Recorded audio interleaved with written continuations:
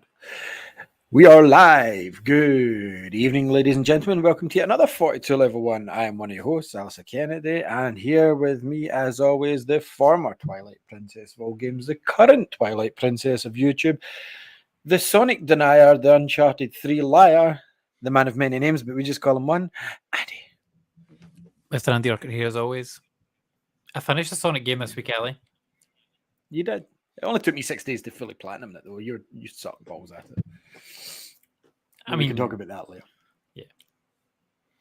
So, like we said last week, there's some changes to the show, and what we're going to do is we're going to introduce more news into it than we did before. I know we used to have two separate shows, but we don't often. We sometimes end up talking about news stories anyway. So we're just going to look at stories for the week, and the one that I seen today, Andy.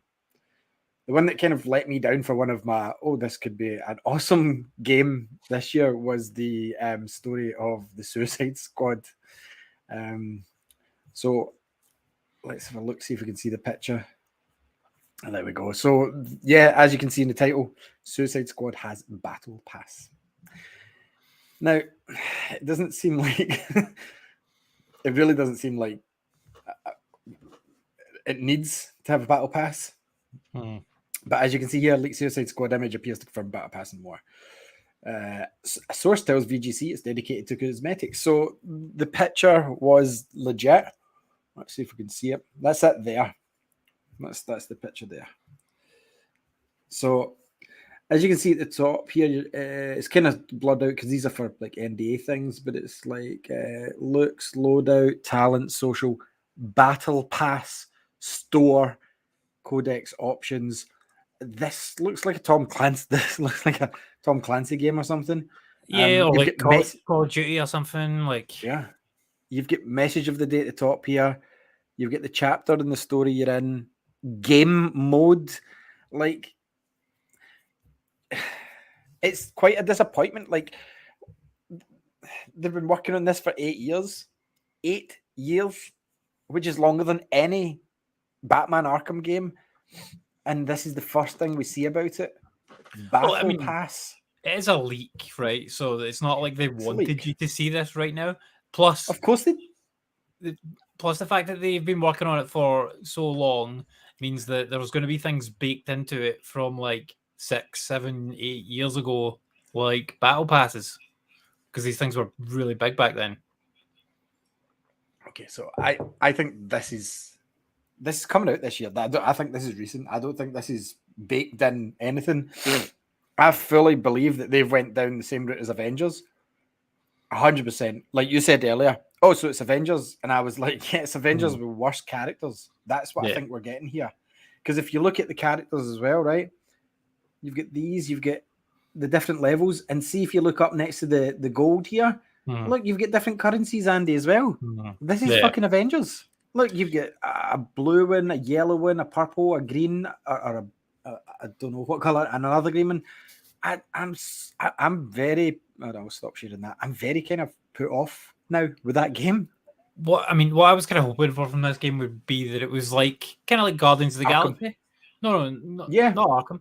Guardians of the Galaxy, because that's a kind of similar sort of team, kind of bunch of misfits coming together, working together. Fun game. No shit in that game. There was no DLC nonsense you could buy, no battle passes, nothing like that. No random loot boxes and things. And I was kind of hoping and thinking, I just kind of assumed that the game would be like that, but obviously with co-op added in. And this is Avengers, 100%. Which is disappointing that a studio like Rocksteady has spent 8. I can't remember. I can't believe how many times, like in my head today, I've went 8 years. And they're doing this. That's longer than any Arkham game. I know I said that earlier, but the problem here is, and the problem Guardians had is, both these games the ship sailed in the popularity of what they're trying to capture. Like, they're trying to like cash in on the Suicide Squad popularity. That was 8 years ago. Like, did they think the Suicide Squad was still going to be big and hyped up 8 years later, or did this development just keep going? Are they working in battle passes this long? Like, and Guardians as well, it just came out like at the tail end of like Guardians 3. We get Guardian saturation. That was the biggest problem. And it was because Marvel created this team, and me and you are both comic readers. No one read Guardians. No one spoke about Guardians. They were barely in any event. Maybe Star-Lord and Drax or Groot occasionally, but the rest of them, very rarely.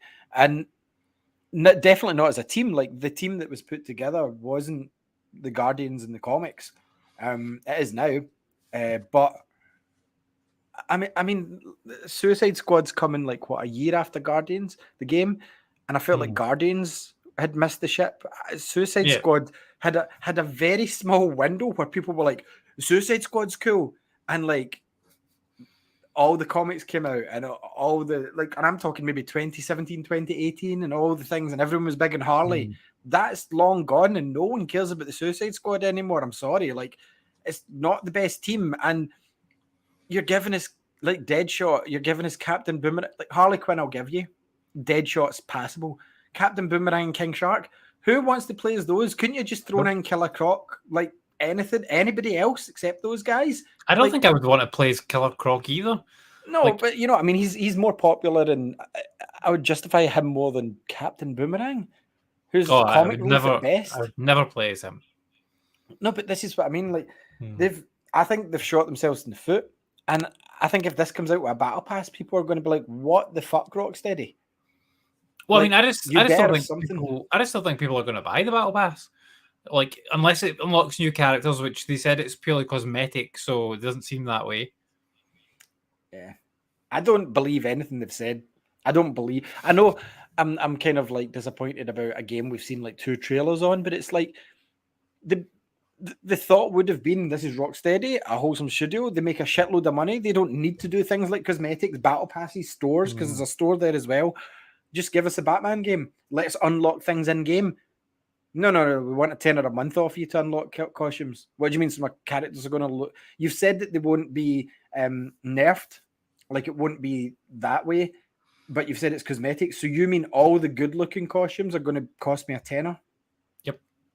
I don't want to play that. And I know it sounds petty and silly, but unless they do a review, and it's going to have to be soon, because I mean, this game's set to come out within the first 6 months, as far as I'm aware. I think so, yeah. By June. And we've seen barely nothing. The last trailer we've seen was cool at the Game Awards with Batman showing up, but they've showed us no gameplay or anything about this at all. A couple of story trailers, nothing else. What if this is like totally like just shit? What if this is like, and I keep getting this picture in my head, Rumbleverse, because of the first trailer, like Rumbleverse meets Sunset Overdrive, and it's just online matches and crap like that, because you've seen game mode, like not multiplayer, game mode, which says to me this is a game as a service. Yeah, I think it's going to be like Avengers, where there is a co-op, a campaign you can play through in co-op, and then there's a bunch of challenge missions that you can do as well as that are harder or whatever, and they're just reskinned random enemies that you're fighting through. And I think the game's going to 100% suffer because that's forced in, because Avengers had the exact same problem. Oh yeah, and it's on its last legs. Like, it's on its last legs, Avengers. There's no content coming for that. There's no more story content coming. No. But Avengers had some good levels in it. The purely single player levels were fun. Like, 100%. The campaign in Avengers was one of the most fun campaigns I've had. But again, even comparing the games, if they are similar like that, Captain America, Hulk, Thor, like Iron Man, are you kidding? Like, at least Avengers had that. Yep. Like, see if this comes out. Yep. See if this comes out and it is Avengers with the characters that we're given. This is a 60% game. Mm-hmm.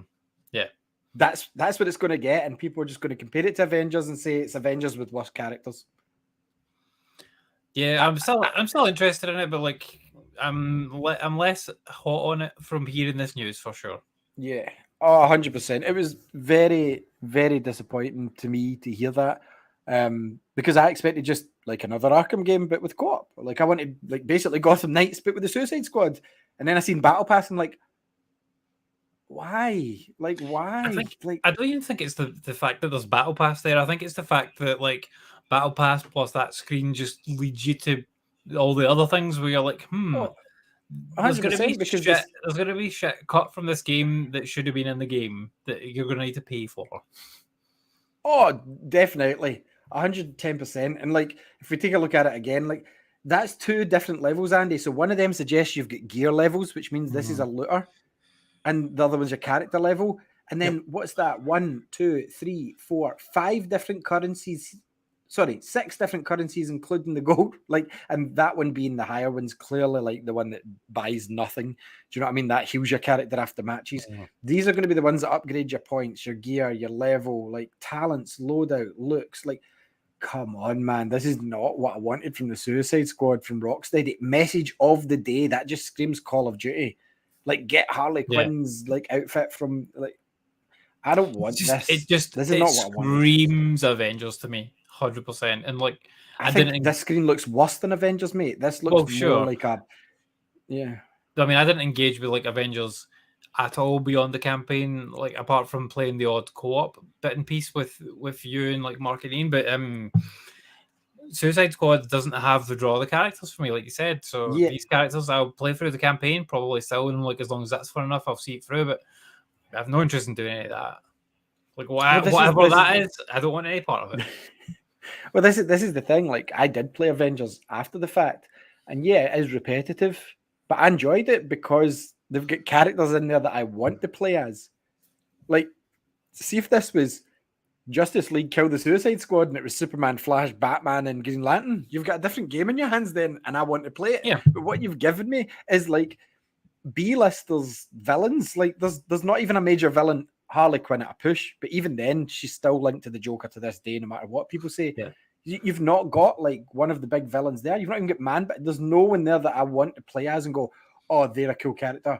Harley again at a push, but even at that, I've played her in Arkham. What one was it? Arkham Knight. I think you played as Harley in one of the DLCs. Was it City? No, I think it was Knight. I think City played as Catwoman. Yeah, you're right. You played as Catwoman. But why not have Catwoman here? Why can't it be Catwoman? Yeah, like, that would be so much more interesting. I would rather this was Harley, Catwoman, Find Deadshot, and I don't know anybody else but Killer Shark or Captain Boomerang. Honestly, this has really let me down, man. This was one, and the other thing is,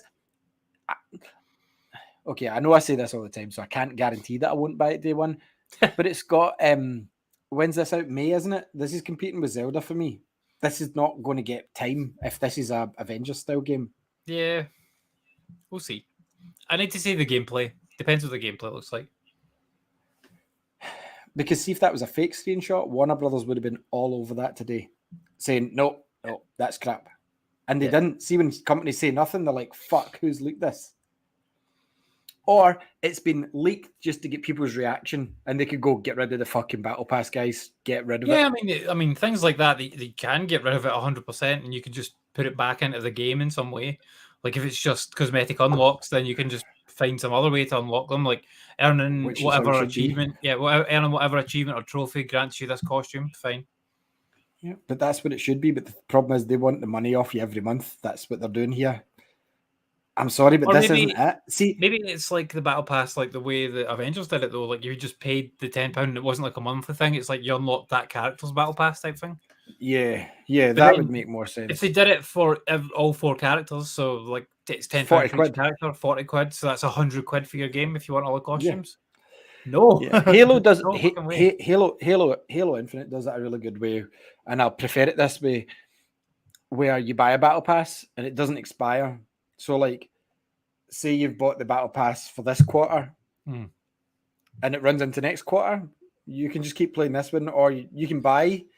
I think you have to buy them within set times, or you can't get it or whatever. But see, if I've got season 2, like I just bought season 2, I can still play season 1. Like, I can swap between them, which I'd really like that way of doing it for people like me that's got a family, don't have time to like sink in all these hours constantly in one game. But I don't know, like, the only way Suicide Squad can turn this around for me is if they get rid of the Battle Pass, or if they turn around and go, oh, those 4 characters, those aren't the only 4 characters we're giving you. See if they turn around and go, here's the roster, and it's like 10 characters, and it's, oh my god, I didn't see this coming. Fine. But I've got a bad feeling it is what it is, and it's just these 4 characters, and it's going to be some bullshit, like you said, Avengers style, almost arena-based combat, which I have no interest in playing. Like, that sounds worse. Like, Gotham Knights wasn't a bad game, so I don't mean that, but it does sound like a worse game than Gotham Knights to me. Gotham. I wanted Gotham Knights, but the villains. That's what I wanted. Mm-hmm. Yep. And it doesn't look like we're getting that. So anyway, that was our main story for this week. So that's what I kind of want to do every week, is lead in with a story like that and have it as a title, because so many times I watch a video and it's like Suicide Squad is a battle pass. I want to hear about that, and then they go, and we'll talk about it in a bit, and not quite yet. Oh, I won't speak it. And it's like, nah, just get out the fucking road, speak about that, and then we can speak about whatever we want. But I do want to speak about something else, Andy.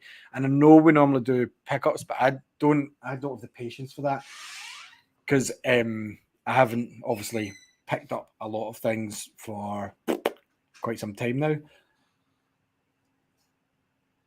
Don't know, do you want a drum set? I'm going to get the wife a drum set to make more noise. Nice. Oh, okay. So she needs to earn her clothes now. So we'll get into that in a wee bit. But what I do want to talk about is what we've been playing. But I'll let you talk, Andy, because I think I'm going to have to mute my mic because Tasha can't be quiet. I mean, to be fair, I can't hear anything that what she's doing apart from whatever that was. Yeah, I mean, I've been playing a few things. So I started off Final Fantasy VIII. So we're doing our challenge this year to beat 42 games, and one of the kind of additional challenges, was to the PlayStation Classic. So one of these is going to be a Final Fantasy game. So I've been playing Final Fantasy VIII. So I'm about 12 hours in. I have done the whole of the first disc, and I've drawn so much already. I think I've played about 12 hours so far. And the amazing thing about this remaster is the speed up mechanic. So like, I know this game inside and out, and yeah, you run so much faster. See all those like moments where you're just standing waiting for a dialogue box to pop up. Like, you can make that 3 times faster. It's fucking brilliant. Absolutely love it. I think it's actually I remember they put this in Final Fantasy 12 and I was like, it's okay, it makes you run a bit faster. But in this game, because I know the combat mechanics so well, like, I can play the combat like this as well. And if there's a boss fight, I'll sometimes slow it down just to take my time. But like, see, like any of the normal kind of grindy fights where you're just like attack, dead, like those type of ones, I keep those on full speed. And it's so much fun playing it like this. Absolutely recommend it. I'm playing it on Switch, which is the best place to play this game in this day and age for sure. And obviously, like, if you go back and play the original version now, it looks like shit. And like when Squall says like, "Oh, I'm the best looking guy here," and his face is like it's quite funny. But now it's like, yeah, I mean, he looks like he could be an alright looking guy depending on like what the people's perception is. But the remaster they've done on it is nice, and it fits perfectly on handheld. So I'm really enjoying playing it on the Switch. But I'll be playing it while I'm watching, like, what is this? He's putting a trailer on for Fantasy. Like, I've been playing this whilst I've been like watching TV shows or like watching football and things like that. And that's the best way to play these type of games if you've played them before. Like this one, I played it obviously back when it came out, and I've tried to go back and beat it a couple of times in the interim since then. I tried it on Vita a couple of years ago, but obviously that was just the original version, just ported to Vita. And this version has just enough bells and whistles, and that speed up mechanic makes a big difference for sure. So I'm trying to make sure that I get all the GFs and whatnot in this as well, because there's a couple that I never got when I played it back in the day. But I nearly finished the game back in the day. Like I was like maybe near to the last boss. I was pretty much ready to go and fight the last boss, and I don't know why I never did, or there was some fight I got stuck at, maybe the second last boss or something, and I never went back. Or I never got back to that, but this time I'll 100% get back to it. Like playing it handheld plus playing it with the speed up mechanic, it's great. And it makes you appreciate like look at the graphics there. Like this is what 1998 or something like that. This game came out. Like it's nuts. And yeah, it looks really good on the Switch, so I'm really enjoying playing that. Did you pick it up on the Switch? I can't remember. You did. But highly recommend playing on the Switch. 3 times speed. Brilliant. Remember to draw a lot. Yeah, I got it on Switch. I've got most of the Final Fantasies on Switch. I've not put much into Final Fantasy 8, and I think it's always because it's really annoyed me when I first bought the game. Don't know whether it was the Electronics Boutique at the time, Probably or was, Future yeah. Zone, but I think it was them. And obviously, this is a 4-disc game, and a lot of people would buy these back then, and then they wouldn't be, because this and Final Fantasy VII were the first kind of big RPGs that were introduced here. And if you didn't have a SNES, you didn't really know what an RPG was. Like I didn't, and I know there was some on the Mega Drive, but it's not what you bought a Mega Drive for. No. So my first RPG, I did have Zelda obviously on the Game Boy, Link's Awakening, but I didn't know of that as an RPG, and I didn't. Yeah, it is kind of, but it's more of an action RPG. It's an action to be honest RPG, with you, yeah, for sure, yeah. So Final Fantasy VII came out, and I remember borrowing that one, and I think I wrote about it, like what if games didn't have checkpoints. And it was when I didn't have a memory card, and I played to the church scene like 2-3 times, and I was like, this is great, I absolutely love it, but I wish I could do more. But obviously, you know, leave your console on for so long at that age before someone would come in and turn it off because it was overheating or whatever. So then I gave it back, and then I'd seen in the back of the manual, because I never read the manual for some reason, and it said it enhance your game with the memory card. And that was the first time I'd heard of those. So when it came to Final Fantasy VIII, I'd already played 7. I never beat it because of that. I ended up beating it in the PC that I got in Canada like a year or two later for some reason. I bought it in PC. And Final Fantasy VIII was everywhere at that point, but I wanted to play 7. And by the time I got to 8, I played through all 3 discs, and it was like insert disc 4. And I put in disc 4, and it had been in my case since I bought it. This disc is corrupt. And I was like, okay. And I tried to put it in again. It wouldn't work. Took it to Electronics Boutique. They wouldn't even claim it. They wouldn't do anything. They're like, well, you can't trade it in. You can't return it. Because obviously I'd had it for a while by that point. Because back then you didn't just finish an RPG in a week. Yeah. Like, so even that was maybe a month. Now you don't finish an RPG in a week either. you could, like a short one. You couldn't finish like 100-hour one, but you could finish a short one. But like, yeah, I tried to take it back, and they wouldn't do it. So it's always put me off Final Fantasy VIII.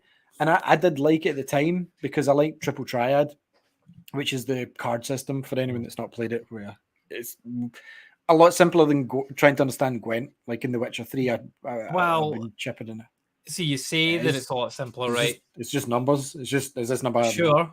The base mechanic game of Triple Triad is simple, but I avoid Triple Triad entirely, like when I'm playing the game now, because it's number one, it's just a time sink.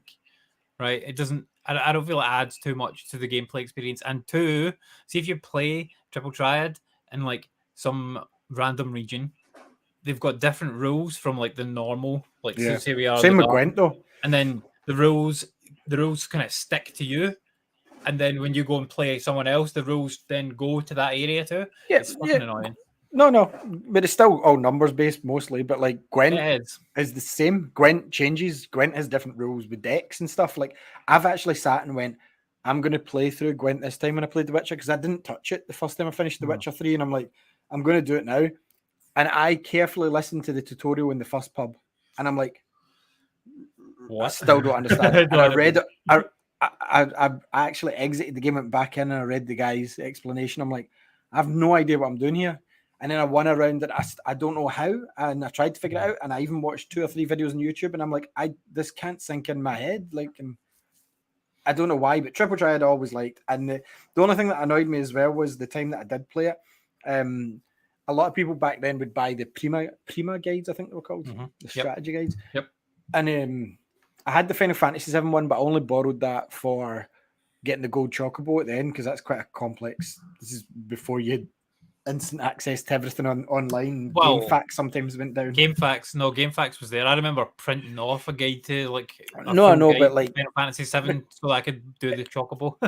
You remember how the internet loaded back then? If your mum needed the phone, you weren't getting online, so it wasn't always possible. So I did that. I had Final Fantasy. I didn't have the Final Fantasy VIII one, but my friend, I was like, I'm sure I'm missing something, because he kept talking about one of the Guardian forces, and I was like, I don't have that one. And he's like, you had to draw it on the boss before the second disc, like the first boss. And I'm like, man. It's and then also I've read from you draw it from the iguanas. Yeah, and then I read something as well that said that you are actually better off not avoiding fights, because enemies scale with you. So if you avoid fights, the last boss and the last few enemies in the last area are going to be the same level as you. So as long as you can get there. But that's taken away the fun of playing the Final Fantasy. Totally, yeah. And like, because it's in 3 times speed, the battles happen 3 times faster as well. Now you can turn the battles off in this version. I'm not going to do that though, because I quite like the battle system in Final Fantasy 8. Like the draw mechanic is brilliant, and like I like seeing the GFs, and because they're 3 times faster, it's like, yeah, it takes no time at all for them to hit off. So like, even if it's some more powerful anyway, just chuck a couple of GFs at them and they die most of the time. So yeah, I'm really liking it so far. I've forgotten about this, but obviously playing it again now, I'm like, because Squall's in your party most of the time. Yeah. So like and I'm pretty sure the level scaling works. There's a point where he's not. Yeah, I mean, the level scaling does what to him. Yeah, there's a few points where he's not, and like it does become quite annoying at this point because I don't have enough GFs to like give everyone GFs and give everyone like junctionable magic and stuff. So like I have to keep swapping back and forward. And like if you forget to swap one character, or if you don't do it right, then one character ends up with no abilities and just can attack and do nothing else. So that's kind of annoying having to do it all the time. Yeah. But the level scaling, like Squall is like, I think I've got him to like level 23 or something like that. But then some other characters are like level 15. Like Zell and Selfie, I think are like level 15. Yeah, that's one modern thing that I do wish that older games had, when it's like level scaling, so that when you fight, characters in your party also get XP and stuff like that, so it's annoying and frustrating going back to the games where your other and there's also one where the person that got the last hit would get the most experience and stuff, and that just it's so antiquated systems like that these days, especially when, like you said, your main character leaves the party and it's like, but I've only been leveling him and the other guys are way under leveled. The enemies, like you said, rightly have scaled to Squall, which is also annoying when it does the flash forward things to Laguna. Yep. Because he's not as high as Squall at first, or at certain parts of the game from what I remember, and going to him and trying to fight the enemies.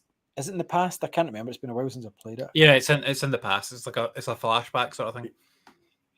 Yeah. So I mean, like you said though, like I'm just putting on Digital Foundry's video here that's comparing, but the Final Fantasy VIII, they really upped the models for the characters compared to Final Fantasy VII in the overworld, because in Final Fantasy VII in the overworld, they had those square cut off hands, and like they were very polygon. There's something nice about it though, like, and it's just us saying it because we were there when it came out. But there's something that I like. I look at that polygonal, horrible looking cloud.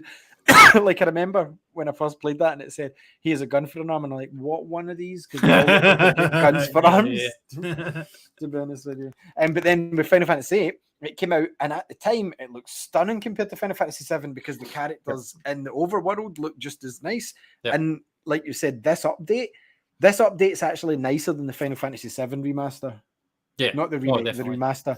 Yeah, because like you said, there's certain scenes where it's just like, I'm the most handsome guy here, and his eyes like up here, and it's all pixelated and horrible. And now they've smoothed it as much as they can. I really enjoyed it, and there was talk for years that Final Fantasy VIII, they'd lost the source code and they couldn't do it and stuff. And then out of nowhere, this comes, and the one that we're waiting for now is Final Fantasy IX, because remember, that's the last game in the NVIDIA leak. Every other game like GTA, Trilogy HD remastered, Kingdom Hearts 4, Final Fantasy, all these games that were leaked have been announced and are coming, apart from Final Fantasy IX. 9's ported now though. No, 9 remake it was down as. It wasn't that. Yeah, this is a specific remake, it was called. And there is an anime coming out, I think, this year, and that could all come together. So I was going to start 9. And I know the tail puts me off every time I start 9. Yeah, this is it here in this clip. Like, look at the difference. Like, it's major. Yeah, I was highly impressed. Yeah, like very impressed, and it looks really good in the Switch as well. But like even his shoulders are smooth down there. Look at that. His face, the one on the left that they're comparing. Like I said, this is Digital Foundry's. Look at this. Yeah, there you go. He looks like an actual person and not some fucking like what. I'll actually post the link for the video because I don't like showing stuff from other folk, because I really do like Digital Foundry. But so the other thing that I didn't finish, I know I'll let you get back to it in a minute, but the other reason I never played 9, Andy, was because it came out and the PS2 was already a year old. And when they announced Final Fantasy IX was coming this year, whatever year it was, they said, but next year Final Fantasy X is coming for PS2. And I'm like, why the fuck do I want to play that old ass looking game with the monkey when I've had a PS2 for a year now and I can play 10 with the guy that looks like Cloud with a sword that's got fucking water in it? Yeah, give me that one instead. I'll just wait, please. And I never ever gave 9 the time of day. And a lot of people say 9's up there with 6. And nowadays, obviously, I've got different tastes in games and stuff, and I will try 9 maybe. Anyway, but I don't want to start it and then they go, oh, there's a remake next year, because I'll just be pissed off. I'll go back to 9 at some point, but yeah. I mean, look at that. This year, I'm definitely like 8's going to be my Final Fantasy game. Obviously, I'll play through 16 when it comes out as well. The one thing is the graphics. Just they've just put a smooth filter over that. Like I mean, what is that in the background? Yeah, I know, but that's all they need though. Like, to be fair, yeah, that's all it needed. And still looks better than Pokemon Violet. Yeah, it totally does. Fucking does. Yeah, I mean, like some of these things are not really that different. Like all the effects and everything are all the same, but yeah, the character models are much better, and like they basically look like how you imagine they look in your head. But as you see here, they don't look like that. The cutscenes I don't find look any different really. No, like touched up maybe with color as you can see. Smoothed them a bit and whatnot. But my favorite thing about Final Fantasy VIII was always that they had cutscenes that transition straight into gameplay, and so like the cutscenes going on and your guy's still running in it, like that was so cool. And like it's still cool now. I'm like, oh, this still looks cool. But yeah, it's a good game. I'll be continuing to play it like probably for the next few weeks to get through it. But yeah, it's that scene there, like when the dance, and like I think they did a really good job of characterizing all these people, even though they've like there's no voice acting in the game. Obviously, it's just text. Squall was it's as if Cloud said, "I'm the most moody Final Fantasy protagonist," and Squall went, "Hold my beer."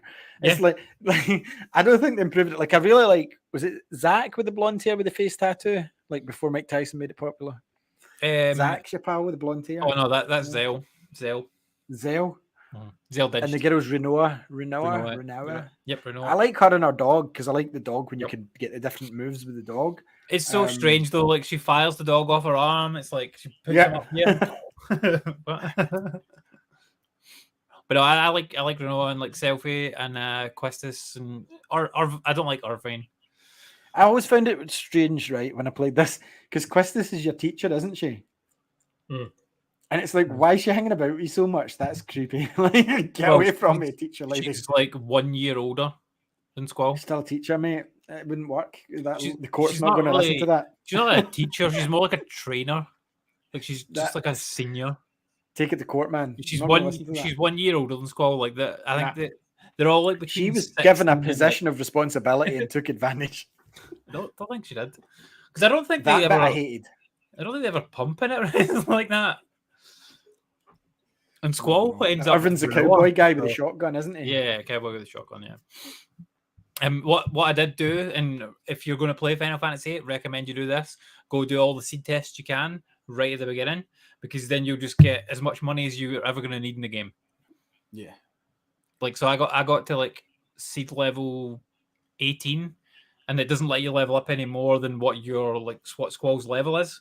So, like after I got to that, then there's a good wee while where you're away from the garden and you can't do any tests. So, I think I've done like eight levels.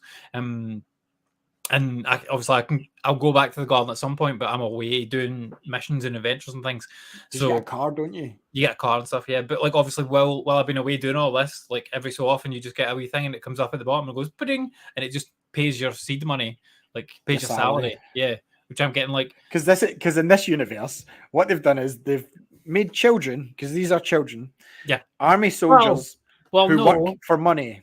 Well, no, Squall's 17, mate. Yeah, in Scotland, you can buy a house. He's not in Scotland. You can get married. He is not in Scotland. Well, but he's not in England either, or he's not in America or anything like that. Like he's a child, and he's 17. No, he's a grown up. He doesn't look 17 either. Like, hey, you're now starting to sound like Prince Andrew. Stop it. The Squall, okay. But no, it's a really good game so far, and yeah, I'm gonna see it through this time. Like the seed money is doing me good because I've got like every time I go to a shop, I just fill my potions up to 100 potions, and then I'm not needing to use my magic to heal my guys in between battles because you don't auto heal. Like your guys. That's the one thing as well. Like in other games, people found this one difficult because they're like, oh, but my magic's running out. But your magic ran out in other games. It was just called MP and you had to buy mana. But in this, you draw magic and it's like you might have drawn fire out of an enemy and you've got 5 uses of it. It's kind of the same as buying MPs. Kind of is, yeah. But like, I try not to use the magic if I don't have to because I just use it for junction. Because you can junction magic to certain statistics and that can raise them. So like if you junction, like it actually works really well the way the system works. And I spent so much time in like at least 2 or 3 hours just in the menus, just moving like different things around to junction different things. But like if you junction like say 100 fires to your HP, that might put you up by like 200 HP. But if you junction 30 lives to your HP, then it's going to put you up 1,000. You know, like that type of thing. So like if you make whatever magic it is, if you make it relatable to that statistic, then it's going to help you more. See, it really did have a good system because Final Fantasy IX kind of went back to the system that 4 introduced, the active time battle. 8 tried something different. 10, active time battle again. 12 had its what was the name of the system? Gambit system, where you had to program it. You almost had to program it for like attack, magic, heal, that sort of thing. And then like 13 had its own unique system where it kind of, people was like, oh, the game auto plays itself. It does in a way, but if you've not set it up right, it's kind of like an evolution of the Gambits. If you've not got the right combination of characters, like they can die very quickly, like because not all enemies will just accept being slashed or just magic. Sometimes you have to use a combination of them, and sometimes you have to buff your characters. So you have to have the job roles, which are called paradigms in 13, and switch them as and when required. So it's like, oh, this enemy needs that one. And if you've not got that set up right, you can be screwed by a very easy level enemy. And in Final Fantasy VIII, if you don't pick up with the junctions, like you just said, and I like when they try different things. Don't get me wrong, there's nothing wrong with the standard ATB system because it works. It's fine. Yes. But when they try something different, I really appreciate it, but it tends to put people off. And I think 8, 12, and 13 are the most polarizing Final Fantasy mainline entries outside of the MMOs because of that. Definitely, yeah. Like, there's a lot of people that love 8, and then there's a lot of people that really, really disliked it after 7. Like 7 is pretty much universally loved. Everyone loves or at least likes Final Fantasy 7 that's into these type of games. But then you go to 8 from that, and it's like, I didn't like it. I really liked it. Like, but I think I'd come into 8 like pretty much straight off the back of 7 because I've got 7 like later in its lifetime. And then 8 was coming out. I'm like, oh hell yes, like more of this. And I was just all in on it. And yeah, but like going back and playing it now, like it still holds up 100%. All the characters and the storylines hold up brilliantly. Well, the remastered version holds up. The remastered version, yes. And yeah, I think the cutscenes still look great, and it tells a really interesting story. But yeah, enjoying it so far. Like 12 hours in, so I'll be playing this for another few weeks. Yeah, and you can fly your school. You can fly the school. I've not gotten to that yet, but I'm not far off of it. I'm actually just gotten like back. This 2. No, it is this 2. I've just gotten back to the garden after the missiles have been fired at it. So you split your party. So I've always done it this way, where Selphie wants to go to what's it called, the missile base, because she wants to try and stop it from attacking her old garden, Timber Garden, I think it is. So she always goes there, but I always split it so that all the girls go with Selphie, and then all the guys go to the garden.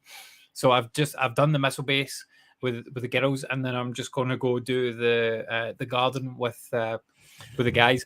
And when you get back, my biggest problem. Sorry, on you go. Sorry. Well, I was just saying, when you get back to the garden's like all gone to shit because the guys, the alien guys that have been kind of shadowy, like, you know, they stand there and they've got like their hands like this, and they've got the hoods up, and you're like, well, these are weird guys, like, but they're just kind of there. But then these guys, it turns out, are like actually in control of the garden. These are like the ruling power, and there's some like weird alien boss in the basement you have to go and fight, if I remember rightly. I remember that there is. Yeah, and you have to draw a Leviathan from him. So like I said, I'm about to do that bit.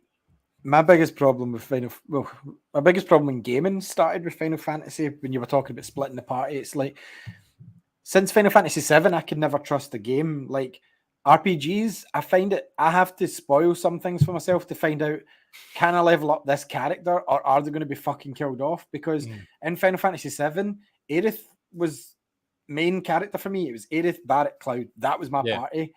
And I know some folk use Tifa and whatnot, but I didn't. Those were my three guys. So see when they killed off Aerith, I'm like, motherfucker. Like I spent so much time investing in her, buying her weapons when I was skint, like leveling her up, and you're just going to kill her off like that.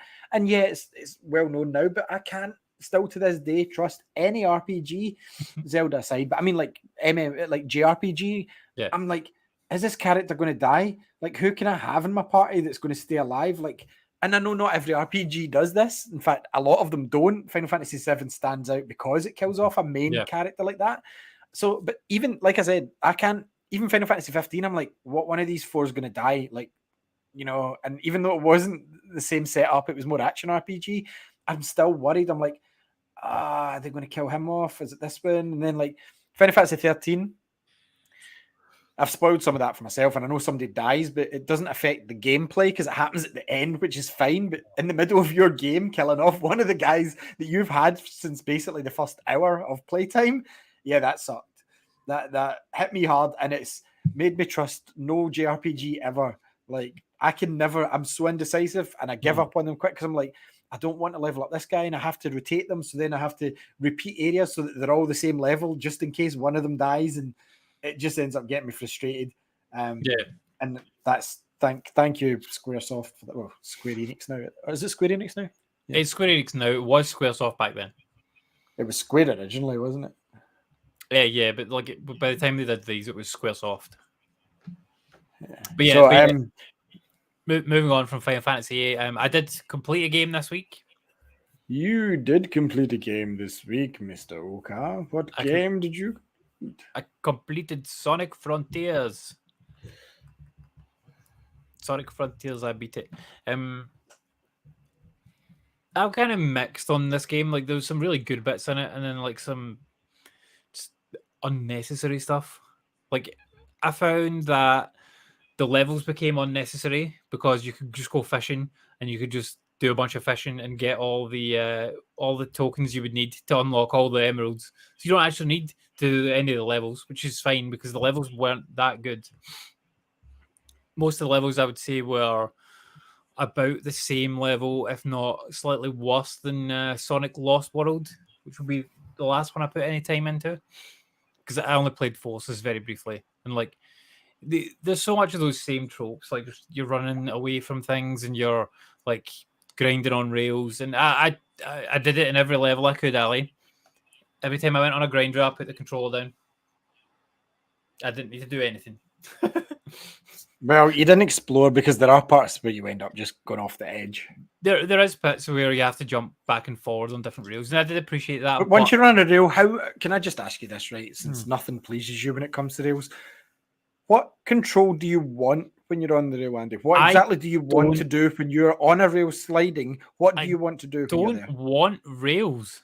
No, that's not the answer. You've said that your biggest problem is that you don't need control. Right, get rid of them is a different question. But what do you want to do in rails? Because they're not getting rid of them. I don't want the rails. However, I will say that in these type of sections here, like you're showing just now, the rails here. I'm not showing. This is IGN. Well, in this IGN video, then the rails here are okay because you're using the rail for a purpose to get up to the top of like a thing to unlock a thing, right? Like you're climbing up. Fine, don't mind that. And sometimes you're having to jump off and do bits and pieces. In the levels, though, they're shit. Because most of the time you're just on a rail and like they'll put an arbitrary, like a spike, so you have to jump to another rail that's right next to it. Why do the rails exist? Why are they in these levels? Sonic Adventure 2, I'll tell you exactly why they list because they've done a crossover with soap shoes, which were for grinding in real life at the time. Jesus. Sonic Adventure 2, Sonic wore soap shoes, and they introduced the rail mechanic in that game, and it's never left. That's why. Yeah, I mean, I don't like it. It doesn't bother me as much as it seems to bother you, but because you don't have an answer to the control of the rails.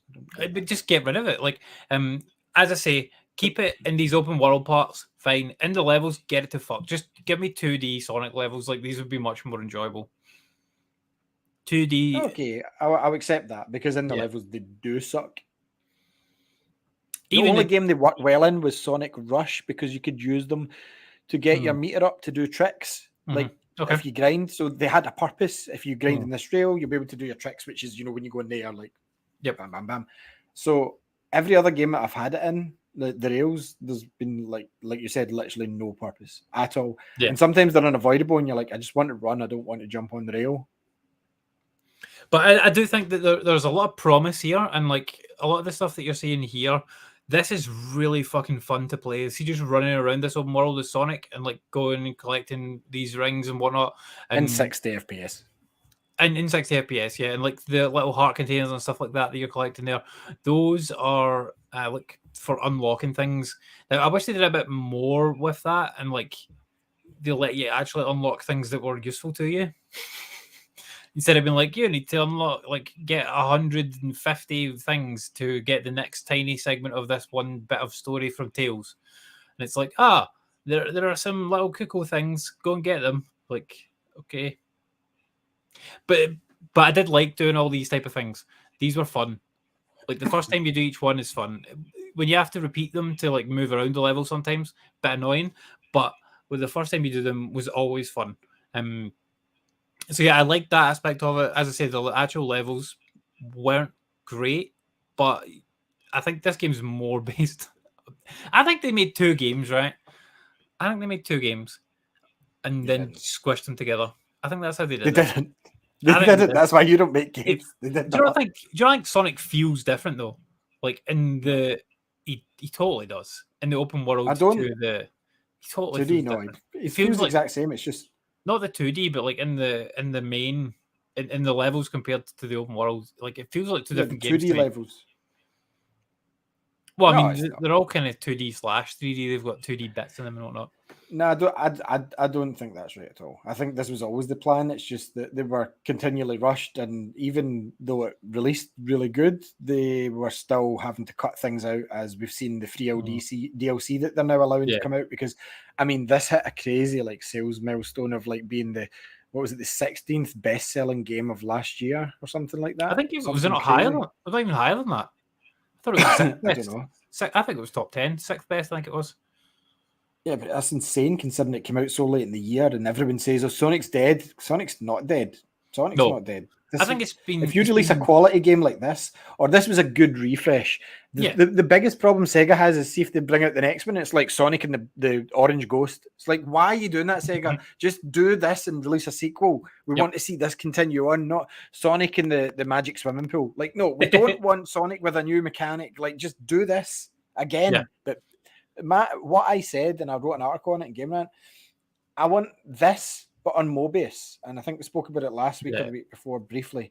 Imagine this gameplay, but not in this depressing ass fucking Death Stranding-esque planet. And I get that he's kind of in purgatory, so it makes sense, but he's not anymore at the end of the game. So get me on Mobius. I want this to be Greenhouse Zone, and I want to be able to run to Chemical Plant Zone. I want to be able to go to I don't even care where I'm going. Ice Cap Zone. Imagine running, you get in a snowboard.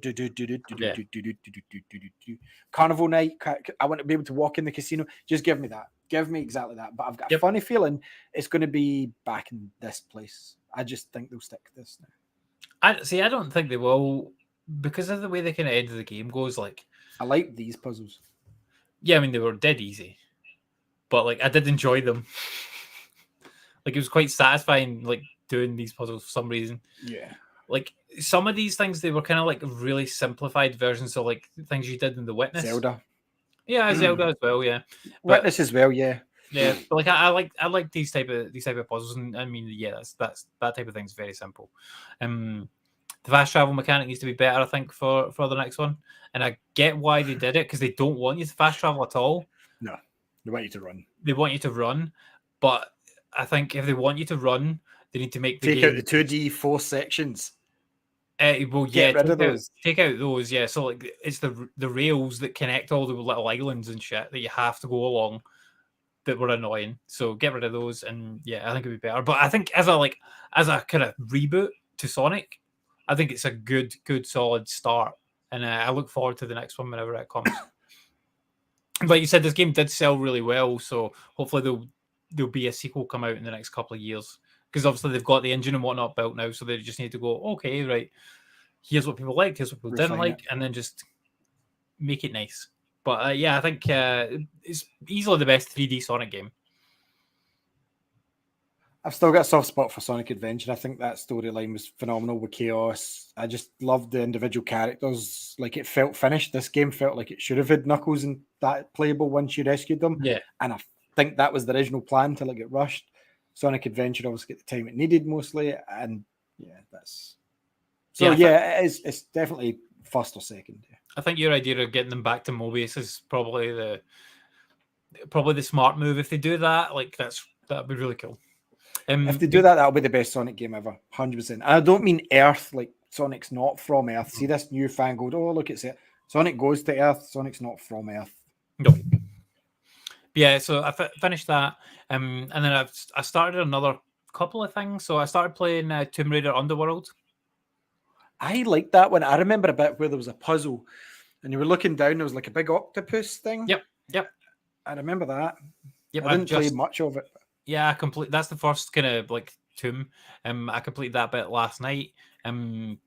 Basically, there's a giant octopus and there's like a sort of spike chandelier hanging above his head, and it's got two like sort of things holding it up, and you've got to like release them by solving various puzzles, and it's really quite fun. Like, it's got a few kind of dated mechanics and stuff like that in it, but like it looks all right for an Xbox 360 game.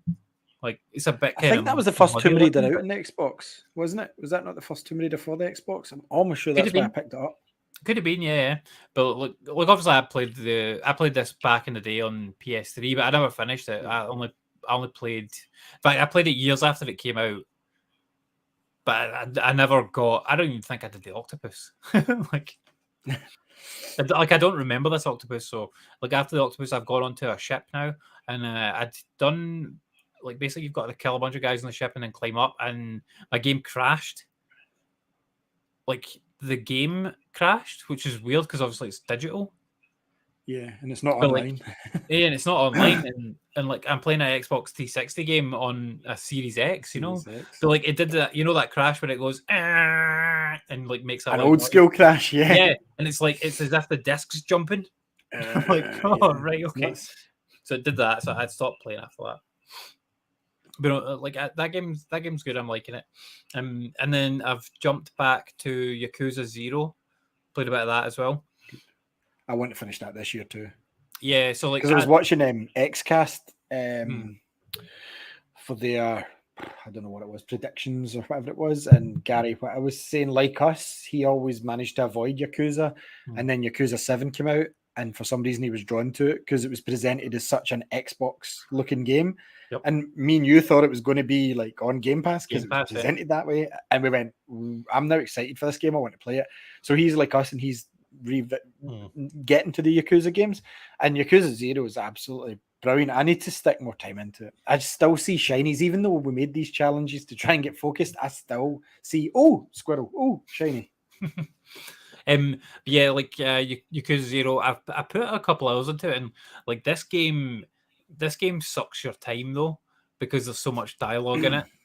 So yes. But this one doesn't seem to have an English voiceover, just as Japanese, as far as I'm aware. I couldn't see an option to change it because I'd prefer to have like English dialogue in it, but it doesn't seem to have that. So I'll no, that one doesn't. I think the Kiwami ones are the first ones that had it, and then 6 might have had it as well, but I don't think 1 to 5 did, basically. Okay. But yeah, so like with this one, I'm happy just to read. I'll read the dialogue and then I'll skip on because there's so much dialogue in this game. Like there was tons in 7 as well, so I knew to kind of expect this. And I thought it was more recent that I actually played this game, but when I went and loaded up my save, it was from 2018. I'm like, what? How long ago? So it was 2018 that we spoke about playing Shenmue and went, no, in fact, we'll play. Like, we don't like Shenmue anymore. It's too slow. Let's play Yakuza. It's 5 years ago. I think it doesn't feel that long ago. Yeah, it's only really 4 and a bit because I think it was tail end of 2018. But oh my god, like it's pretty much 5 years ago. I think I did dive back into it recently though during lockdown or something. Yeah, I think you did. I don't know if you beat it. I don't think you did. No, I haven't. Definitely, I've only ever beat Yakuza 7. But yeah, like I've stuck this game on easy, and I'm just going to blitz through it as quick as I can, just because it's fun and like it's got a decent wee story in that with it. Isn't Yakuza the what Kiryu? I can't pronounce his name. What he was doing during 7? Is that not out this year? You know that game where it's like Yakuza beat 'em up, but it's like what Kiryu was doing. It's I think it's called Ishin or something like that. But it's that's a samurai one. No, yeah, there's samurai 2 out one. this year. There's 2 out this year. Yeah, the 8's coming out. Oh, is it 8? Yeah, I thought that was. I didn't think that was this year. No, I think it's this year. But Yakuza 8 is going to be it's Ichi and Kiryu, both like in the game. No. I'm sure that's this year. Sure it's. Like a Dragon Gaiden. And it's called Dragon Gaiden. The Man Who Erased His Name has been revealed for release 2023. So as always, I'm right. So the samurai one is out this year, and it's like Yakuza 8's not this year. I thought it was. No, Yakuza 8 release date is TBC, probably early 2024. Oh, okay. Well, that's not that far away. So yeah, this year we're getting the spin-off, and what they're doing is Kiryu is in it, and it's what he was doing between 6 and 7, because obviously 7 we only really kind of seen him near the end for a small period of time, and then like you said, right enough, 8 is going to be both of them, which is cool. But yeah, 0, I'll play through it. Like it's a fun game. I've only got like basically you unlock different styles, and then you can swap between them during battle. So I just got like the bear sort of style, which kind of hits harder. Yeah, I remember. Yeah, I just think it's weird that a game series like that's been a 3D beat 'em up brawler for decades, all of a sudden went, see, for number 7, let's make it a JRPG, and it worked. It totally worked. Yeah, and like I still prefer that type of combat, and I think that game has much more like charm and fun to it than like what this game has. But this game's still good, and it's like it's an interesting world. Now that I've played a couple of games in that world, like I can appreciate it more, and like I'm seeing characters that I've seen in 7 and Judgment and things where I'm like, oh, it's that guy from like that game. I've seen him before.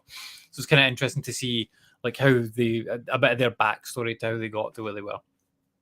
And then the other game I've played just a little bit of was Crash Bandicoot 4. So I've just been playing like a level or 2 a night of that game. And it's pretty fun. Like I think this game is probably easier so far than the earlier Crash games, for sure, because they were very challenging. And this game has at least has modern mechanics, so you can die as many times as you want in a level, and it just gives you a death counter. Or you can choose what you want, so you can either have it like modern style or classic style. So like you can have modern style where you can die as many times as you want and just come back. I mean, it just gives you like a death counter for how many times you died in a level. Or you can have it where you've got 3 lives, and if you lose your 3 lives, then it's game over and you need to start from the beginning again, which is annoying. But yeah, I'm liking playing it in the modern style because you do die a lot in this game, and it's a bit more forgiving playing it modern because you've got that like little backup for when you fuck up, which you do all the time in these games. But you've played a bit of that as well, haven't you? I haven't played anything else. I only got to the pirate level. I'm not sure what one that is, but it was the one where the platforms start doing this, and like I got annoyed with it at a certain point. So I was like, I beat like the first boss, the guy that was in the drums. You had to I did that. Yeah. And then like I think I'm in the second or third island. I played a bit of it. I mean, the problem with it is it now looks like an endless runner because of, and to me, I don't. Yeah. Because of the screen, you know, you run into the screen, you run out of the screen. We crash sometimes 2D, but I just don't like that anymore. Kind of very claustrophobic platforming, and yeah, it's very precise at times. But you're right, it's easier than the first 3. But I mean, compare that to like Sonic or Mario. I just, I don't know. I think Crash's time's passed unless they redo it. I wouldn't like Crash 5 in the same style. I really wouldn't. I don't know. I'm quite enjoying the way that this game's playing. Actually, yeah. Like. It's totally different from like how Sonic plays as like a platformer game. I do find it funny how there'll be like one wee frog guy who's like this size who dies in one spin, right? And then you'll also come across one giant fucking big screen filler, one spin. Who's got a giant sword that's the same. He dies in one spin. But when you approach him, it feels like, oh, how am I going to beat him? And it's just the same. Just the same. Just one spin. He's like, boom, away. Okay. So yeah, I haven't really played much this week because I'm under heavy embargo for like 2 weeks with the game that I'm playing. But I can talk about one of them. But what I wanted to do, like I said, first of all, was show you something. If I can just get this right, it's better be Final Fantasy after that. For that song you played there. It's not. I just gotta have it, doing it. If I can just take that off. There we go. So, if I can get this down.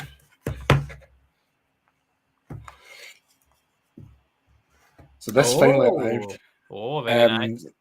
So this was 2 years that I ordered this. 2 years ago. I was Group B, which means second group, and I was meant to receive. So I haven't even turned it on yet. But I do. If I could just... There we go. So, that's not bad. I'll do.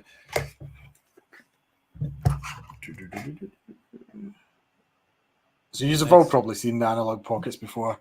Really nice clicky buttons. Pop click style. Big screen. I mean, I haven't even turned it on yet, the machine. But for anyone that doesn't know, this is the FGPA based Game Boy Color, Game Boy Advance out the box. It's got the weird thing is it's got shoulder buttons, but it doesn't feel weird when you hold it. Yeah. Like, I mean, it's got shoulder buttons at the cartridge. Yeah, the placement of them makes sense. It's also got a link cable slot, which is awesome. This is really bad me trying to do this. It's got headphones, USB-C for charging. It's got an SD card slot for nefarious means. And it's got obviously a cartridge slot, and you've got your power and volume there. I haven't even tried it, like I said. But I was so pleased, if you remember me talking about it on a show with my Mega SG. I wish they would do a Master System one because I would buy that. Wouldn't they just I've got the Master System adapter. Yeah, adapter, yeah. So I've basically got it. But it's because Master System wasn't popular in America. It was only popular in Europe. Yeah. But I do have these, and I wanted to show these off. I've been meaning to for a while. These, I was going to collect. I didn't have many games to the Game Boy because this wasn't back in the day where like my family weren't loaded. It wasn't like have every game every month. Yeah, same. It was like you get a game every 6 months if you're lucky, and you have to trade in the last one and all your pocket money. So I had the yellow Game Boy, and it came with these two, and I got these from Etsy actually, because if you've noticed, they are the DX version, and this one the big difference is Luigi on the cover. So that's Super Mario Land 2. So this is a fan ROM. Somebody's went in and totally redone the levels in color. I really liked too because Wario was the enemy. Wario was the bad guy instead of Bowser, and then obviously Super Mario Land DX. And again, these didn't officially come out DX, but someone went in and restored them, and these are indeed Game Boy playable cartridges, as you can see. Nice, and they come in DS cases. Yeah, they do, but that's fine with me because original Game Boy cases were cardboard, obviously. So. Yeah, and they would disintegrate in the modern world for sure. So I've got there's a list of games that I want to rebuy, like that were part of my collection. I know these weren't official, but I want the best versions. So if there's fan versions and someone's prepared to dump their ROM onto a cart and do me a cover, then I'll be buying them. The other two I've got is this one here is Pokemon Ash Grey, and I bought the box and cartridge separate. There's a Game Boy Advance game. Okay. So what this is a ROM hack of Pokemon Red and Green. And what it does is it plays out the entire first 2 seasons of Pokemon, the anime. It's got its own wee cutscenes and different events and stuff like that. So you're basically playing the anime. So there's some scripted moments that happen in this that didn't, and I really wanted to get it. That's kind of cool, yeah. Yeah, but you can. The cool thing with this ROM hack is that not that I'll be doing it. You can still actually if you had a legit copy of Fire Red of that, I can still trade with you with this game. Okay. Even though it's a ROM. And lastly, the other game that I've got that I might try and finish that this year is the English translation of Mother 3. Nice. So, I mean, this is the game that will probably never come, and Reggie used to joke about, and it's got a lovely red Mother 3. But there is an English translation. Fans have been working on it for years, and this was like the final version. There's maybe more updates by now, but yeah, I've got Mother 3 as well. So looking forward to playing them. I'm not really going to be looking to emulate on this console. That's not why I bought it. But obviously you can stack the memory card and SD card as well. I don't plan on doing that. I might end up, see for some games, see if the game's far too expensive. Like if the Metroids have went crazy price. I don't mind at that point because I do own versions of it just on the Wii U. But I just really like that pocket. I had the yellow Game Boy, the first one, and it came with the carry case bag. It was like a bum bag, and it came with the 2 Mario games, and I loved my Game Boy so much. There's very little. I got the Game Gear adapter for it as well because I do want to collect some Game Gear games. So that just plugs in the back, and I wanted to get the Neo Geo Pocket Color because I do have memories of that because I used to own one. Yeah. I changed my mind though because it was only being sold in a 3-pack with Atari Lynx and something else. I have no interest in those. So it was like £100 for 3, which isn't bad, but I don't want the other 2. So I just bought the Game Gear one standalone, and I thought for the 2 games that I want to play on the Neo Geo Pocket Color, maybe 3, because I did have one of those as well, I'll just find a way to put them on the SD cards since you can't buy them legit. Yeah. See, that's the other thing. Like, none of these games, even if I bought those officially, would get the money to Nintendo because I would be having to buy them secondhand. So, at this point, because they've not given me an option to play them on Switch, I don't mind. I've seen a lot of reviews of the Game Boy Pocket Color, the Pocket Analog. If you want to see a good one, I would search for Metal Jesus Rocks. He's always fair in his comparisons, and he's always honest. He's really good at it. And the screen, everything that I've seen about this, because you can have it the original green and black, you can have it the Pocket Color, which was kind of white and black almost, but not quite white. And you can have it the Game Boy Light, and every one of those, which had a blue backlight. And you can also do Game Boy Color. You can have it in the original or smoothed out. Like, I can't wait. I will say that I wish I hadn't just bought Ages and Seasons, the Legends of Zelda games, on my 3DS. But they were on, it was like less than £8 for 2 of them, when the cartridges are dearer. So I'll just play them there. But I'm interested to see how it works, what it's like. I really the one thing I'm disappointed by is, do you remember the SG had its own built-in game, like an exclusive game that I can't remember the name of it, but it was an exclusive game that they had saved from. It was found on like some cart. It was never released. Yeah. And they put it on. There's nothing, as far as I know, on the Pocket Analog, which is a shame. But I mean, the delays they've had for this system. This got announced like 3 years ago. I pre-ordered mine pretty much the week it got announced, or the pre-orders went up 2 years ago. That's how long that took to get here. Don't get me wrong, from shipping from America to getting to me, it was 4 days, which isn't bad. But I mean, me paying for that, it's been 2 years. Well, you've got it now, so I look forward to seeing what you're going to play on it. And like Game Gear games, like have you got any Game Gear games to play? I thought I had some at my mum's, but she sold them. She said keep the grey ones, which was the Game Boy ones, because she's got like Road Rash, Aladdin, and a couple others at hers.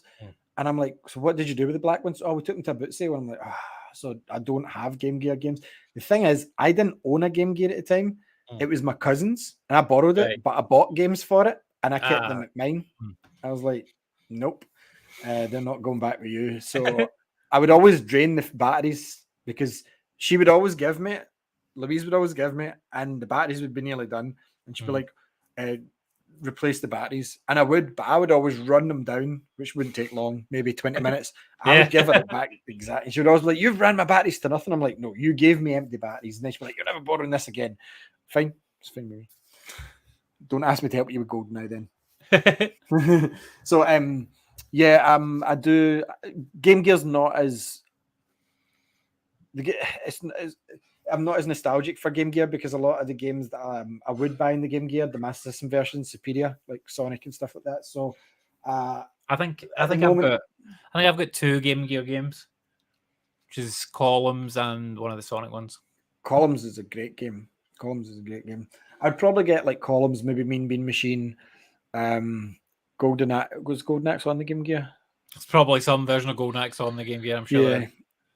Yeah, I mean, there is some games I want, but I mean, it's more for the Game Boy that I've got nostalgia, and like I've got a solid box. I'm trying to do box, so that's what I mean. I might end up having to go repro, but I'm not bothered having to go repro because Nintendo won't sell them new anyway. So, and I'm not bothered. I'm not going to pay like £80 for Metroid Fusion.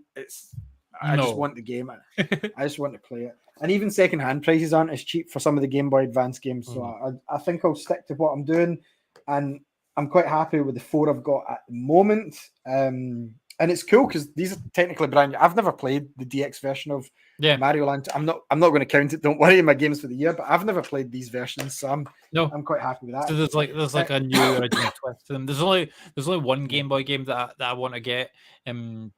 It's called Stranded Kids, and I remember it's Survival Kids. I'm sure I've spoken about it before. Go. But it's gotten even more expensive now. It's like £80 for just a cartridge. Like, what the fuck? Yeah. This is one of those games where you're going to be like, I wish I'd paid that for it. What Burning Rangers? Do you not remember that melodrama? You'd seen it, and you're like, Fatu Dia, and then about 2 years later, even with a discount, you paid more than you'd originally seen it for. Yeah, I mean, I should have bought it because I think I'd seen it for like 60, 70 quid, and I was like, oh, that's a lot of money for that. And like, I paid over 100 for it. Like, and even now it's like nearly double that. It's not even a good game, man. It's not. I don't know. I've never played it still. So, actually, I will play that soon though, because like I've got my Saturn sitting right here, and like it's hooked up to this TV, so I will play it soon.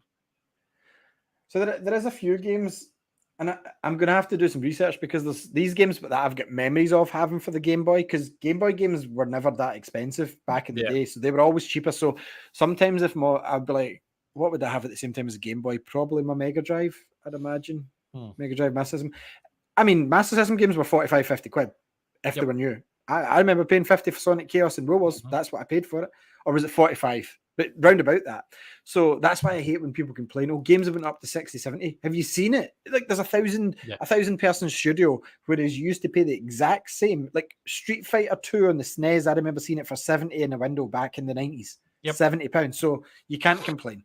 But anyway, that's not taking anything away from the quality of those games. There's a few games I remember that I definitely had, and I can't remember the name of, because at one point I had you remember they used to get the plastic cases, and some Game Boy games just didn't have boxes because the cardboard, some kids would just bin it straight away. They'd be like, cardboard bin. And like, even when I bought my yellow Game Boy I talked about that had the bag, the Nintendo bag that put the Game Boy in, the both Mario Land 1 and 2, they were in plastic cases and they were in slots in polystyrene. That's the way that was sold officially, without boxes. So I had loads of games, and there's one I remember, and it kind of reminded me of those books, the Faraway Tree, the Enchanted Woods, right? So you climbed up the woods, but it was almost like a cross. I think it was Dragon Monsters or something like that, but it was like, I don't know if it's a spin-off of Dragon Quest, but I remember having a blob that looked like Dragon Quest, and you had to breed them, and there was a treetop bit that was kind of like where you kept them. And I remember being on this tree, and there was different branches and different rooms did different things. And I need to research. I haven't made it up. That is a game. And I need to find out what. Any bells to me at all. No, I remember you're a wee guy and you had to raise the monsters. And then obviously I need to figure out what one it was, but we had Final Fantasy Mystic Quest and Final Fantasy Adventure here. And there were two different games in the Game Boy. And I had one of them and I loved it. And I can never remember what one. I don't know what one it is, so I need to get those as well. Mythic Quest and Final Fantasy Adventure, and obviously there's Final Fantasy 4. I want the Game Boy Advance version of that, but that is one that I do want to collect properly. And I know it's not cheap anymore. And the thing that annoys me is I had the Game Boy Advance back then, and I'm pretty sure it was, I don't know if it was a clamshell or the SP, but it was, I think it was an in-store bundle at Games. Was it Station? Was the one that was blue and black writing? Was Game Station a shop? Yes. Yeah, it was, yeah. So, you know how sometimes shops would do their own bundles? It was like, that's not a Final Fantasy console, but they would have a special edition and they would link it with a game and call it. And it was a Final Fantasy 4 bundle. I remember going in and buying it, and it was Final Fantasy 4 on the Game Boy Advance, and it was like a blue and white And I don't know why I ever sold it. Well, because back then you were just like nobody. I remember buying Game Boy Micros for 20 quid and then just leaving them places. Not, I wouldn't do it all the time because I wasn't rich, but it was like I left one. I was like, it was only 20 quid. Can't you buy a Game Boy Micro for cheaper than £100 these days? All they do is give you sore fingers. So yeah, I don't like those. Too small. Quite a lot of collecting to be done by me. They were handy for me because see when I would be doing service when I was a chef and it was a big party, you could literally play. This was the day before mobile phones properly had games still. Do you know what I mean? So I could literally play a few games on it and bang it in my chef's fights. Boom, pull it back out because I would always play various games on it. I do want to get Super Mario Land 3. And I've yet to find a DX version because I've never played Mario Land 3 because that was the first Wario Land game because it was Super Mario Land 3 Wario Land, I remember. And then they did Wario Land 2, 3 and they dropped the title. But I want to get the third one because it feels like Home Alone 3 to me, the missing link. I need to get that. And at that point, I'll probably want to collect the Is rest this of the game? I sent you a link here. In the game that I've just described to you? Yes. Dragon Warrior Monsters. Yes. Looks like a Dragon Quest game. Yep, the cover of it. So it's the first video game in the Dragon Quest Monster series. It is Dragon Quest. Nice. The game features Terry and Millie from Dragon Quest 6 when they were children before the events of the game. It's often compared to Pokemon series due to the game. This is it. Yeah, well done, Andy. I just recognised that front cover. Let's just share that so that people can see what it is. So the cover is. There we go. So yeah, that's the cover I remember. That right there. Yeah, that's it. I remember being that wee guy, and I remember the trees. I'm pretty sure. There's breeding. I can see it already there. So they can breed 2 monsters, stronger monster. They can be picked off and dropped off at the farm.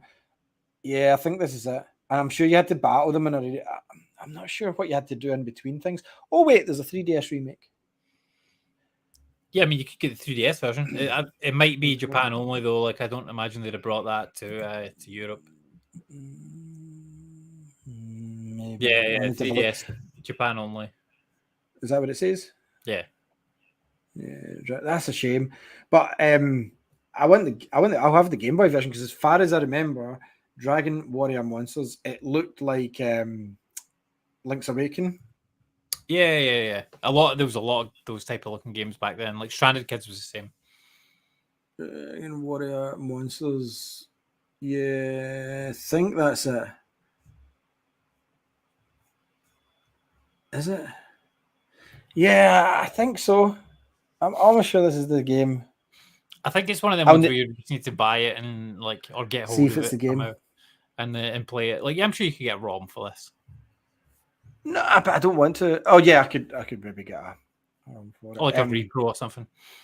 Yeah, I'll probably get a repro. I don't mind repros, like just dump it on. But like, I do want to buy the real Final Fantasy version because I wouldn't have them. So the only other thing that I did play was I played a bit with you, and I played a load multiplayer wise.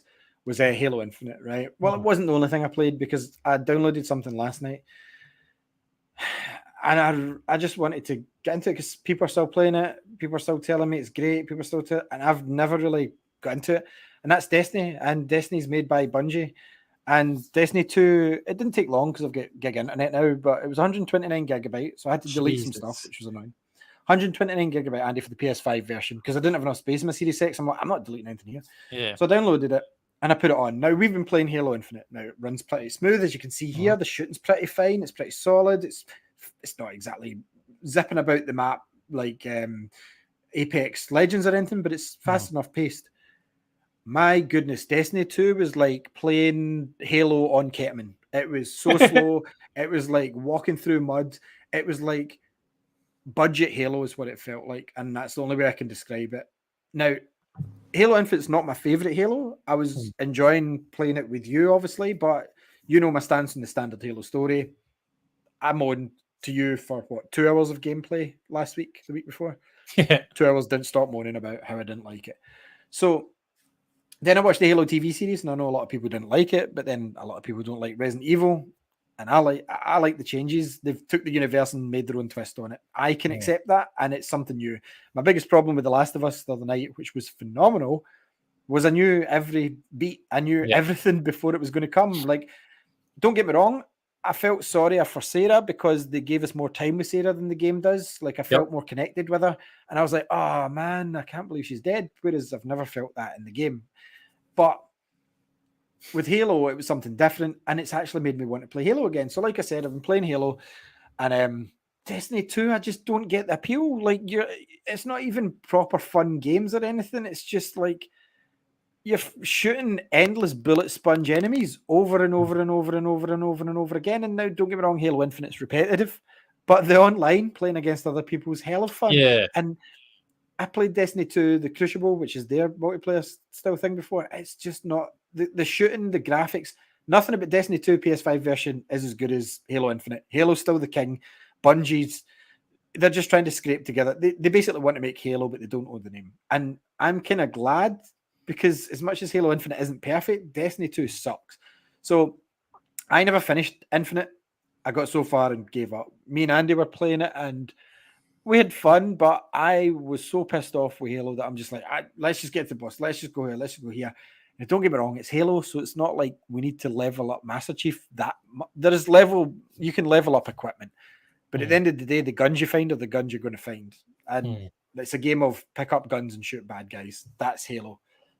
So after watching the Halo TV show, though, man, this past week I've been like, I need to play it. I really loved it. The first episode, I remember watching it when it came out, and I thought, I don't like it. However, this time when I watched it, I went, I still don't like that, but I'll give the second one a chance. From the second one to the 8th, I was up to like 3, 4 o'clock, 2 nights in a row watching this stuff, man. I was addicted to it. Don't get me wrong, it's not the most complex story, but it's a bit more complex than Master Chief Shoot, Go, Bang, Bang. They tried to introduce some interesting parts about Master Chief, the man who says nothing. And they tried to put a twist in the whole Cortana story, and I really like what they did there. And I like the way they weren't rushing into it. Like, look, it's a Halo, and he's called Master Chief, and look, he's on the Halo, and he's just shooting things all the time, because it's like, I've played that. I've played 8 games based on that. And I don't want to know the Master Chief story that was told in the games, because it was few and far between and boring, because the story in Halo was before a time of game where you needed storytelling. It was just basically, we need some sort of backstory for this alien planet. Let's just throw it in. I don't want that in a TV story. And all these people saying that he took his helmet off too much. He takes his helmet off in the games. He takes his helmet off in the expanded universe. 343 went out and said, for the real fans of Halo, they won't be surprised. And they also said he's not a Mandalorian. He doesn't have to wear a helmet unless he's at war. He's a human. He's an enhanced human. But it's like, you don't wear your helmet going to bed or sitting eating breakfast. Like, that would be kind of difficult. I mean, gonk. Like, so it made sense. The actor that plays him was really good. And yeah, I was fine with what I seen. And they came out and they laid this all out before Halo came out. They said, this is a brand new universe. This is the characters you know in a different setting. So I loved it. It's made me like Halo more. And I've been playing online. I finished the Winter Pass. So basically the way Halo works is, I think they gave everyone Pass 1. Everybody got Season Pass 1 for free. And then you can buy Season Pass 2 is out. Because, I mean, the game's only been out for a year, the campaign? Yeah, over a year now. I don't know. Sure, yeah, maybe a year. Last year? Maybe not a year yet. It was last year the campaign came out, because obviously we were playing multiplayer 2021, but campaign came out last year, I think. Or was it? I don't know. But anyway, whatever. So it's a newish game, and me and Andy seen the trailer for this back when they first announced it, and we were like, yeah, it looks like Halo, it's fine. And then they went, oh no, this is not great. We're redoing everything. Like, the fans don't like it. We're just going to change it and make it look so much better. And then they went away for like a year and a bit, and they came back and showed us a trailer, and I was like, so that's the same game. And we played that bit that was in the trailer, Andy, the other night, and you went, oh, holy shit, yeah, it's exactly the same. I don't feel they've done anything to it. Nope. I generally don't. So, yeah, I mean, the multiplayer, I finished the Battle Pass that they give, because the Battle Passes, you don't have to buy them all, and they're not time limited. So I bought the second one, just to give me something to work towards. But I haven't finished the first one. And like I said earlier, the good thing is I can go back and swap between battle passes if there's a certain cosmetic I want to get. And they'll do free battle passes every so often. So I've just done the winter one, and it was only like 30 levels instead of the 100. And they introduced one that's like a limited time event, and it's another mini battle pass, but it's only 10 levels. I'm already at level 9 on that, and it came out a day or two ago because I've been putting some mega time into this, man, and I absolutely love the multiplayer. So good, so fun. It's a wee bit of a longer wait than Call of Duty, but Halo's always been kind of a longer wait, even with less players, because the way that their systems and servers work. So I'm okay with that.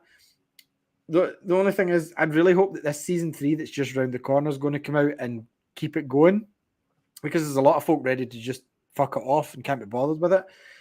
I do want to finish the story. I will be getting through the story this year. Me and you've just stuck it on easy, so we should have it finished pretty quick. Because, like I said to you the other day, there's a load of games that's about to hit me from next month all the way to June. Even without Suicide Squad, all the way to June, a game a month easily. Yeah. And none of them are in Game Pass. So I need to start. Well, what's the first one? Hogwarts next month for me, isn't it? Yeah, I'm not getting that. So no, I know you're not, but I am. So like, Halo needs to be done pretty soon, but not too soon because it's the end of next month.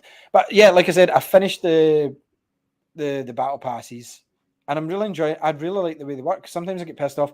I'll buy Fortnite's battle pass. I'm like, yeah, I want to get that guy, and I'll forget to play it, and then I'll go on, and it'll be like, you've got 3 days to win this, or fuck off. And I'm like, most of the time, I'll just be like, well, I don't want to play it. I'm not being forced to play it. It's a shame because it means that you're not getting access to content that you've technically paid for. Yeah, whereas like I wouldn't mind it if it just like, and it can be done. If Halo Infinite can do it and people say it's not that good, it's doable. They trialed this in the Master Chief Collection. You didn't pay for you don't pay for the battle passes in the Master Chief Collection. They're just there. And they've done like 10 seasons, I believe, in that, from what I remember. And you could jump to the newest season if you wanted and start unlocking that stuff, but then you could go back to season 1. And it clearly worked for them. So it's like, yeah, I want to get my Reach characters because Halo Reach is still probably my favorite. Halo Reach, maybe I like 5 as well, but I want to unlock those. I don't want to miss it. Like you've said, like say I'd bought it and I want Spartan Lock. A lot of people hate. Don't change Master Chief. He just has to be a boring man in the woods, and that's all he does. Don't have a guy that can fight with him, because no one should be able to stand up to Master Chief. So the Spartan project just stopped with Master Chief. No, it didn't. So they've obviously improved. And basically in 5, Andy Locke sent out after Master Chief. I'm not ruining any story because there's not much more than that. But Locke is played by Luke Cage. Oh, yes, no, okay. Luke Cage. I can't remember his name. Mike Coulter. Coulter. And he's fucking brilliant. And they even released a movie called Nightfall, and it's Mike Coulter playing Locke, and it's the lead up to Halo 5. And I'm like, this is amazing. Can't wait for it. I remember buying it on my honeymoon. Couldn't wait to come home to play Halo 5. And I loved every minute of that story where you're being pursued by Commander Locke. And I thought, this is the best Halo story they've ever done. And the fans were like, no, Master Chief can't fight with that, man. He can't be strong as well. Like, I fucking hate Halo fans, man. I really do. I've decided I hate them because it's like anytime the series tries to spice things up or change things a wee bit, like Halo 4, a new world instead of all this greenery. Now, don't get me wrong. That green in the mountains feels like Halo, right? But it's all the fucking same. So they've done stuff to please the fans, but then the fans are like, it wasn't that good. There wasn't variety. But if they did variety, you fucking moaned. Like Halo 4 came out and they had this Forerunner, I think it was the Forerunners, but they had all these new enemies, new guns, new stuff to try. And I was like, this is so cool. And the fans went, there's too much change. Where's the trees? I need a warthog. It's like, oh my God. So yeah, they're so pleasing the Halo fans. But Forge mode obviously came out recently as well, and there's a whole load of maps being remade. And the fans are doing something quite cool with this. I've been watching a guy on YouTube, and basically the Banished are the kind of splinter of the Covenant, and it's led by Atriox, who's the bear monkey giant man. And their kind of color scheme, what they've done is they've took the old maps and they've redone it with a Banished like color scheme, like the kind of black and the red and the dingy and stuff. And they've took maps like what we're seeing here in Halo 1 and redoing them for Halo Infinite, and I think it's so cool. They even done a Mario Kart 64 Donkey Kong map that you can race on with your quad bikes with your Warthogs. It's funny. It's unreal. So, yeah, I'm looking forward to it because season 3 is out 2 months, as far as I'm aware. I think it's out March. It starts, well, a month and a bit.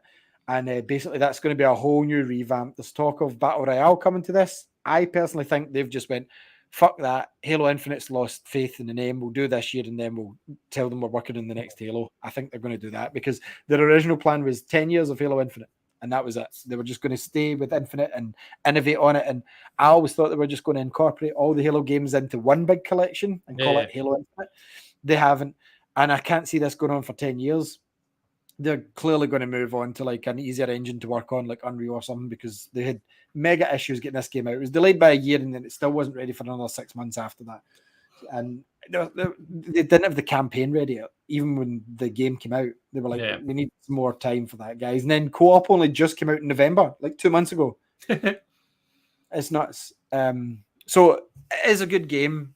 It's fucking better than Destiny 2 and it won't take 130 gig. I think it still is about 45, 50 gig, but it was 130 gig Destiny. Yeah. Get out. Like, and I've got a terabyte expansion in my PS5. And I've got a terabyte in my Xbox Series X. I'm not 130 gig for Destiny 2. No, thank you.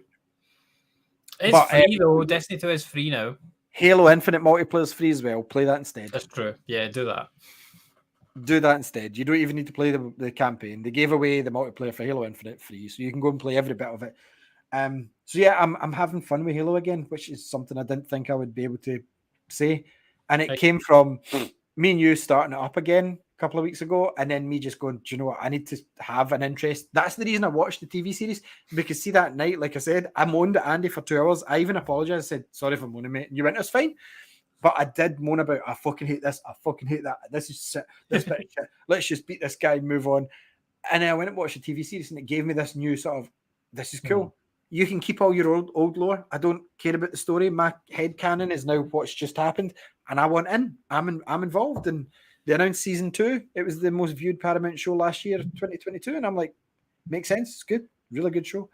There's not enough green. Master Chief should keep his helmet on. It's terrible that they're trying to.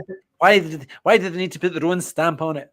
Then if they made the exact same thing, you'd be like, oh, it's tedious watching. Fucking bastards that you are. So yes, Halo Infinite, play the multiplayer. You enjoy it, and if you want, get Game Pass to play the campaign with a friend. But yeah, that's all I play. I only played Halo in that other game. I'm not even allowed to speak about. I think I told you what I'm playing for review for. Yeah. Well, you'll be able to read it on the Xbox Hub at the end of the month. Nice. Yes, and both my articles are on hold, so I've not got any newish writing at the moment. So that's it. I'm probably going to play more Halo before I go to bed tonight, because that's better. But yeah, we'll be back next week, I believe. We'll just do it the same way. We'll find a news story, chuck it in at the start, have a chat about it, and I think I like that. If you are watching, because I know some people do still watch us, hi. If you don't like that, tell us. We'll change it again. It's easy enough. Your creepiest hand waver. Hey. Hi guys.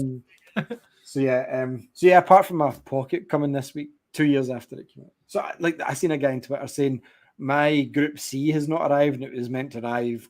And I'm like, yeah, I was meant to get mine like last year, buddy, and I was Group B. So I pre-ordered the day after this got announced, man. The day after, Andy.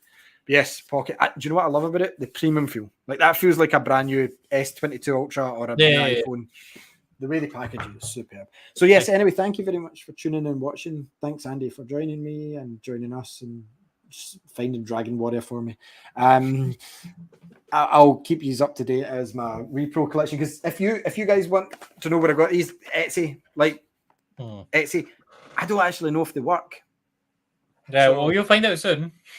You've got something to test them on now. Do you want me to do that before we finish the show, if there's a battery in this? I'm sure, go for it. Let's find out. Because we've only done that. Let's just try one and see if it works. Oh no, we'll try one. Right, so I'll try Super Mario Land 2, because that's what I did when I first got a Game Boy. I went, I have to play the second. So, going in. Nice. I like the way it sits. So the on button, I'd imagine, is this green one. It's probably got no charge. Oh no, it's coming on. Oh. Very good, very nice. Welcome to Pocket, I like that. Nice. It maybe gives you a Start tutorial. Skip tutorial. You maybe need to sign into it. You do? There's a licensing agreement. Fuck's sake. I agree to analog GLA. That's fine. Update analog OS. Okay, not just now. Play cartridge. Nice. Oh, cool.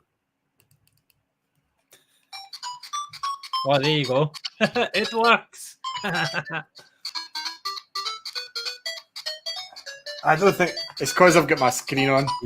Yeah, absolutely. Mate, it looks so clear. It looks so crisp and so nice and clear. I'm very, very... I did not think it would be as clear as this. I have to show you. That's him for the night now. Oh, that looks good, yeah. Nice. Oh, yes. Oh, man, this is so crisp. That's a game changer. Right. Oh, it's got sleep, so you just tap it. Oh, I like that. Right, okay, so I need to update that anyway tomorrow. I'm not playing that tonight. No, because I've got my Halo head on. I'm playing Halo. Whether you are or not, I don't know, but oh shush. I need to take the cartridge out. How do I do that? So yes, anyway, we'll finish up the show there because I just but at least one of my games works. So if none of the rest of them do, then whatever. I don't know if I would imagine it'll all work. Like if that one works, I'd imagine it'll work. Yeah. I'm just taking it out. I'm sure it'll maybe give me into trouble, but I'm used to that having a PlayStation over the years. Oh, please don't turn me off ever again. I can't breathe. Honestly, the PlayStation's murder. Even the PS5 does it certain times. I haven't had it recently, but it's been like, please don't switch me off that way. Don't switch me off. It's like it's sentient. So thank you very much again for tuning in and watching it. Game Boy Pocket, that cut, I did not expect that to be so crisp. Like, it didn't come across very well on the camera. That is one of the crispest screens. That's OLED. Is it an OLED that's on it? I don't know. I don't know enough about it, but that is crisp as fuck. That is lovely. Really happy with that. Cannot wait to try out the rest of them. So I'm sure the save states and things like that. Anyway, I'll talk more about my Pocket next week. Thank you very much for tuning and watching. Leave a comment if you want. If you don't. See you next week. Bye. Bye. Bye-bye now. Bye, driver.